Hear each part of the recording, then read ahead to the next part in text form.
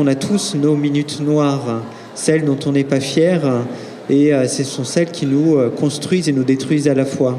De toute façon, même dans la vraie vie, on réinvente pas, mais on réarrange malgré soi tous nos souvenirs. C'est-à-dire que nos souvenirs d'enfance, d'abord ils sont sélectionnés, il nous en reste une vingtaine ou une trentaine sur des milliers, et ces 20 ou 30 là, à force de le raconter, on les rend plus conscients, on les travaille, on les façonne, et finalement, quand on dit ce jour-là je me suis battu, j'en ai allongé 2, si ça se trouve, avant d'en allonger 2, on en a pris 4 dessus, on est rentré fracassé, on ne le dit pas. Donc on a tendance à cristalliser, un peu comme dit Huxley dans le génie à la déesse.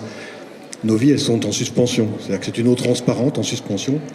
Puis qu'un jour, il y a un catalyseur qui tombe dedans, et ça cristallise un cristal, justement, en dépôt. Et c'est ça, voilà. Donc, nous, ce qu'on garde souvent comme souvenir, c'est le cristal. Et on oublie l'eau qu'il y avait autour. Et c'est effectivement ça, c'est cette propension à réécrire. Dans Mato Grosso, honnêtement, quand je dis que ce sont des demi-salauds, c'est que moi-même, je n'arrive pas à décider qui est l'ordure dans ce bouquin. Parce que chacun ment, mais chacun ment pour défendre sa propre version de sa vie. Et donc c'est comme une question de survie.